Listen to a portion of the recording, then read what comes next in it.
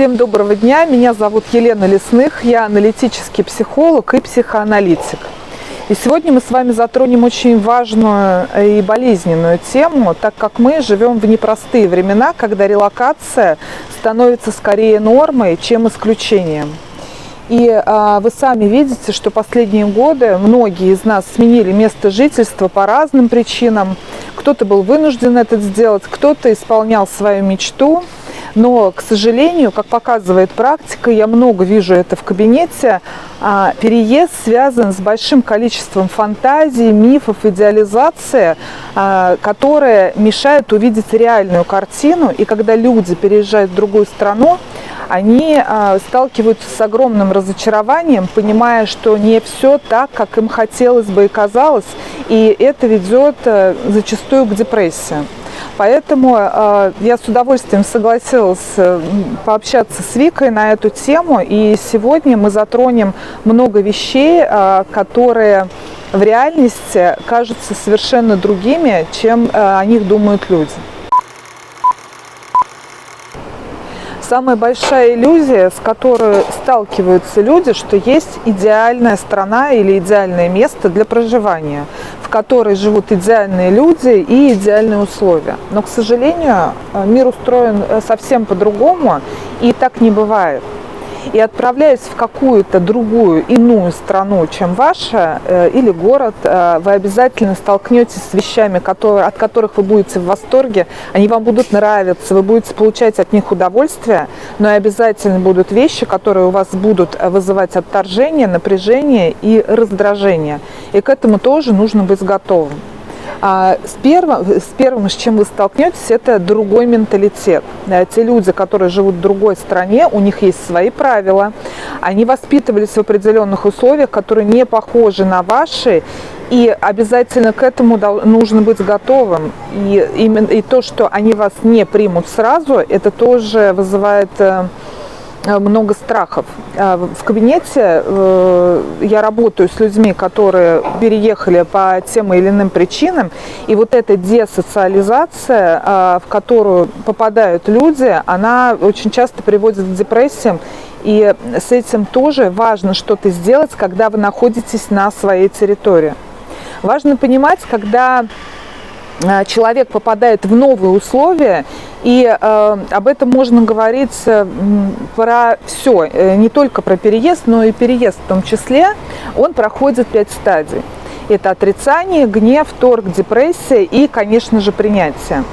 И вот эти все 5 стадий в норме мы должны проходить в течение года. Поэтому, когда вы находитесь на своей территории, вам изначально нужно готовиться к тому, что на адаптацию у вас уйдет от 9 до 12 месяцев. И по-другому не будет. Не будет, что вы приедете, и все будет прекрасно, море, солнце, хотя, например, в Хургаде этого действительно очень много. Но будут вещи, которые вам непривычны, и здесь лучше приготовиться заранее к этому. Как это можно сделать? Благо, мы живем в прекрасное время, когда к этому можно приготовиться заранее, потому что люди во времена отсутствия интернета они не могли подстелить себе той соломки, которую мы можем подстелить сейчас. Во-первых, у нас есть прекрасный YouTube, да, и вот Вика делает свое прекрасное дело, она помогает людям адаптироваться и рассказывает о плюсах и минусах проживания страны. Обязательно смотрите YouTube. Выберите для себя 2-3 человека, которые рассказывают о той стране, в которую вы собираетесь переехать, и которым вы действительно доверяете, потому что не очень полезно смотреть всех подряд. Задайте себе вовнутрь вопрос, действительно ли человек вызывает у вас доверие. Схожи ли у вас ценности, схожи ли у вас взгляды на мир, и рассказывает ли он обо всем целиком, или он вам показывает только одну картинку. Как знаете, часто бывает, обычно это происходит в Инстаграме, когда все прекрасно, или наоборот, такая ужасная страна, куда не нужно ехать. Уровень нормы говорит о том, когда блогер рассказывает в одном ролике, что здесь вот это прекрасно, здесь здорово, вкусно, а потом он рассказывает, что здесь вот не очень хорошо, и на это обратите внимание.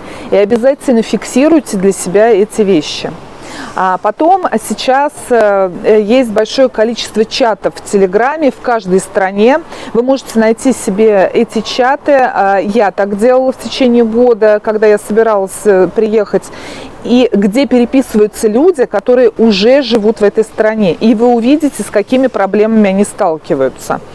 Проблемы ли у них с интернетом или с едой. Они обсуждают какие-то заболевания. Да? Но и опять же, это то комьюнити, близкое вам по духу, которое вас сразу примет, с которым вам обязательно нужно будет познакомиться, когда вы переедете. И оно даст вам возможность интегрироваться быстрее в обществе, и она вам покажет те плюсы и минусы, которых вы точно не увидите, и на которых люди теряют очень много денег, потому что та еда, которая вам невкусна, вы потеряете на это много денег, магазины дороже, да? Дружите с людьми, дружба и качественная коммуникация открывает много дверей, и поверьте мне, она экономит много нервов и, конечно же, денег. Также очень важно, для психики важно, это ее стабилизирует, когда в вашей жизни есть вещи, которые вам близки и понятны. И обязательно обставляйте свою жизнь этими знакомыми и понятными вещами. Когда вы приезжаете в другую страну, конечно же, здесь темп жизни будет совершенно другой. Но если вы попробуете изначально выстроить для вас понятный и безопасный режим дня, вам станет намного спокойнее. Важно понимать самую главную вещь, что психику адаптирует и успокаивает все знакомое. И ее расшатывает и пугает то, что ей не знакомо, и в эти моменты она начинает регрессировать.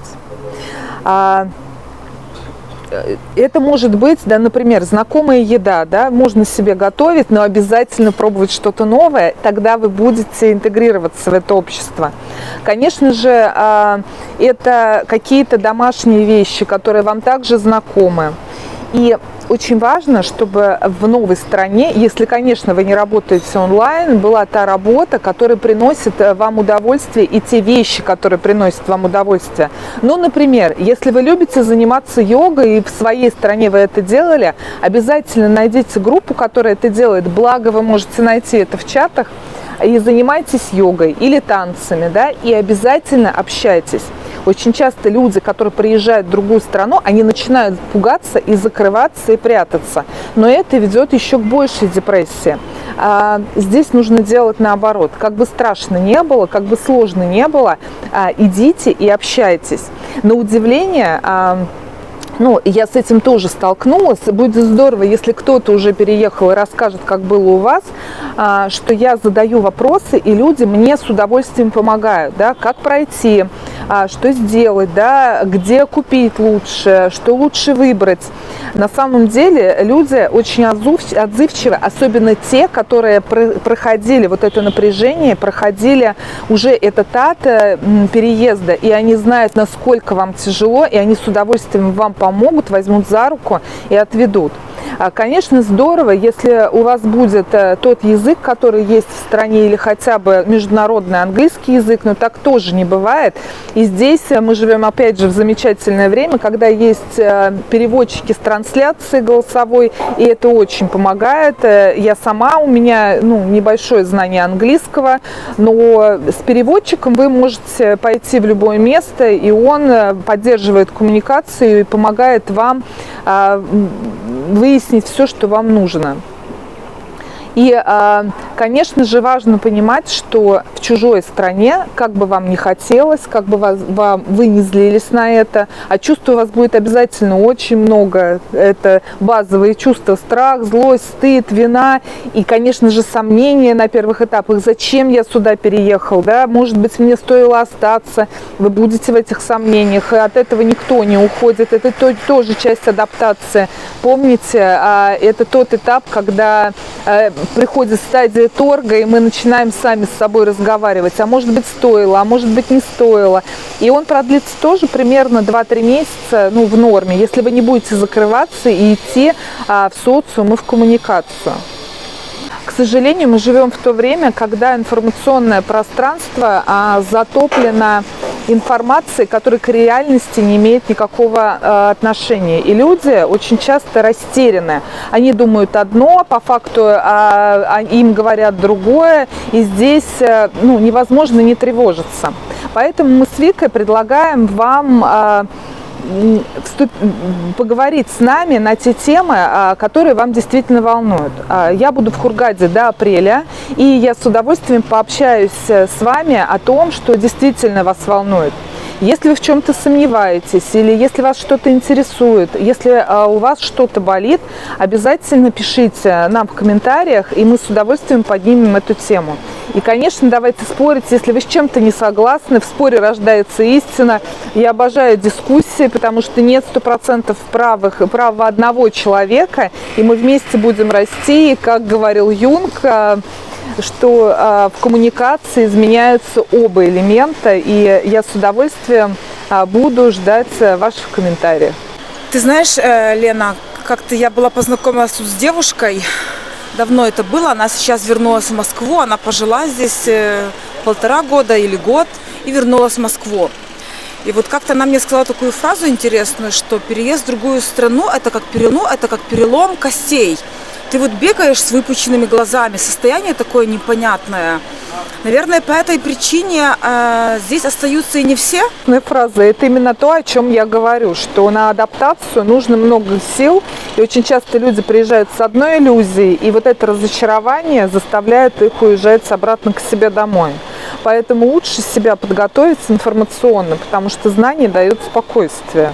И это правда, будет уходить много сил на адаптацию, потому что если вы заметите, каждый день вы делаете практически одни и те же вещи, вы к ним привыкаете, да, вы ходите одними и теми же маршрутами, в одни и те же магазины, да, детей водите в одну и ту же школу, у вас учителя, друзья, у вас все понятно. Здесь вы попадаете в историю, когда у вас абсолютная новизна, и здесь нужно бегать и делать постоянно новые вещи, на это уходит больше времени, больше сил, больше денег, и это выдерживают не все.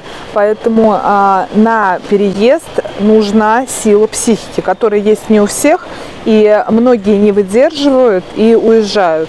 А есть люди, которые продолжают фантазировать, что есть эта идеальная страна, и начинают в поисках нее ехать в другую страну, живут там определенное количество времени, там до полугода, и ищут опять, и, всю жизнь они такие кочевники в поисках идеального места, которого, к сожалению, нет. Потому что все мы люди, и везде будут люди, везде будут плюсы и минусы, и везде мы встретим интересных, ярких, здоровых людей, которые нам понравятся, будут обязательно недообследованные, которые будут вызывать у нас ужасы, об этом тоже можно поговорить, да?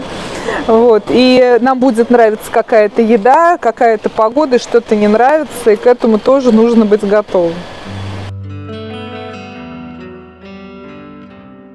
Вика мне задала вопрос, почему в Египте такое количество любовных треугольников и почему зачастую мужчины пытаются в них втягивать женщин, и это вызывает растерянность и смех у нее, но это очень объемная тема, я, честно говоря, не знаю даже, с чего сейчас начать, но если вам будет интересно, мы обязательно раскроем эту тему, потому что на самом деле эта тема не Египта, а общемировая, общечеловеческая, и рассмотреть ее точно будет интересно.